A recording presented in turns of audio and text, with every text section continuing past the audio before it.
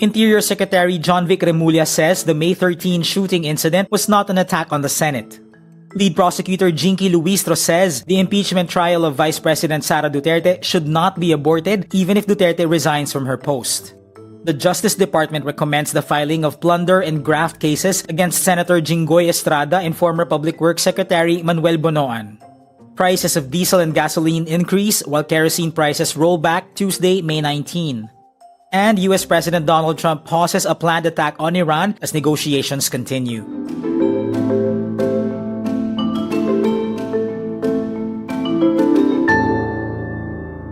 Interior Secretary John Vic Remulla and PNP Chief General Jose Melencio Nartates Jr. say there was no attack on the Senate on Wednesday, May 13. In a briefing at Malacanang Palace Tuesday, May 19, Remulla and Nartates present a timeline of events in the Senate shootout.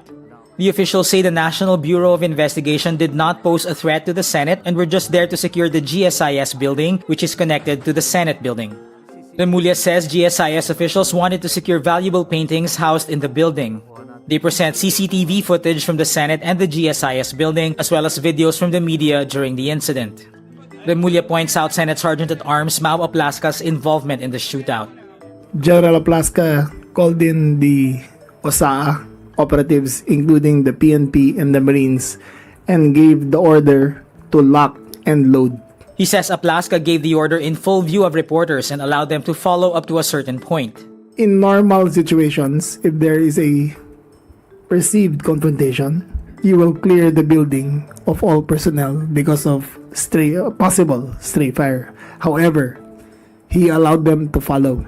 He adds Aplasca was the one who first fired warning shots at an NBI agent. According to testimony of General Aplasca himself, he opened the door and he asked, "Sino ka?" The agent identified himself as NBI.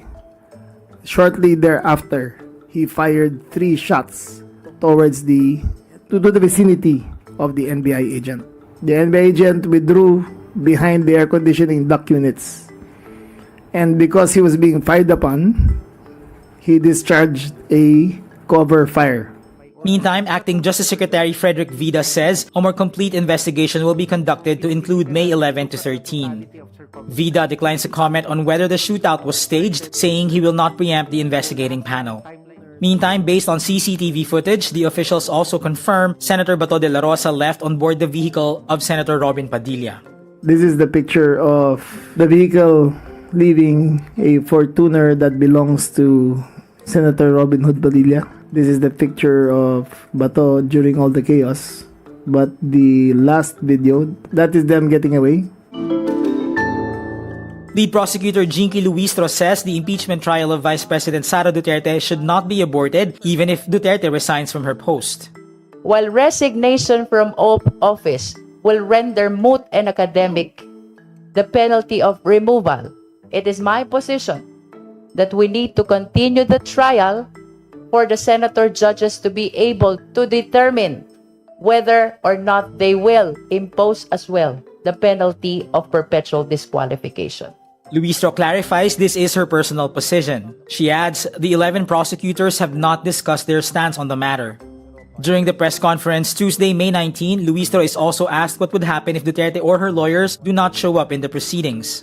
Kahit hindi dumating ang Vice Presidente, kahit hindi siya mag-file ng answer, kahit hindi dumating yung defense lawyers nila, tutuloy pa rin ang trial. Ang magiging effect lang nitong instances na to, it will be considered as an entry of a plea of not guilty.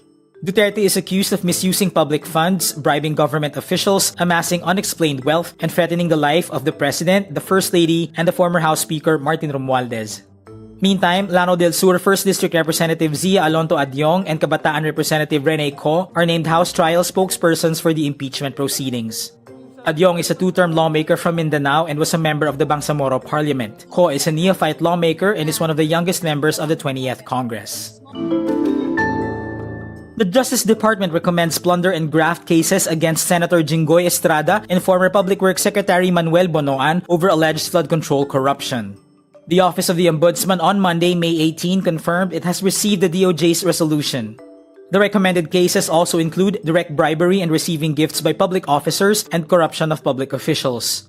Estrada and Bonoan are barred from leaving the country after the DOJ secured a precautionary whole departure order against them in February. But the DOJ dropped the complaints against former DPWH Undersecretary Roberto Bernardo, former District Engineer Henry Alcantara, and former Regional Director Gerard Opulencia since they've turned state witnesses. If the Ombudsman agrees with the position of the Justice Department, it will file the charges in court. Prices of diesel and gasoline increase while kerosene prices roll back Tuesday, May 19. The Department of Energy announces diesel prices will rise by around 2 pesos and 82 centavos per liter, while gasoline prices increase by 1 peso and 21 centavos per liter. Meantime, kerosene pump rates drop by at least 2 pesos and 21 centavos per liter. The DOE reports the country's fuel inventory can last 45 days, lower than the previous week's average 50-day supply. But Energy Secretary Sharon Garin says this is not a cause for concern since the international supply chain is becoming more predictable.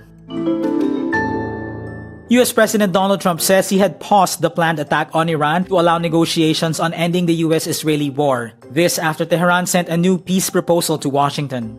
Trump adds he had instructed the US military they will not push through with the scheduled attack on Iran the next day, May 19. But he instructed them to be prepared to go forward with a full large-scale assault on Iran on a moment's notice in the event that an acceptable deal is not reached. Trump also says there was a very good chance the US could reach an agreement with Iran to prevent Tehran from obtaining a nuclear weapon.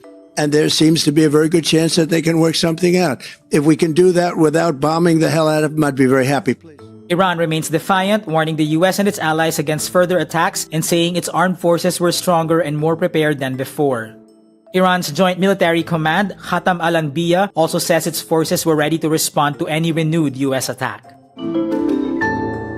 And that's today's wrap. I'm JC Gotinga. Thank you for watching. Click the link below for the full story. For more updates, download the Rappler app.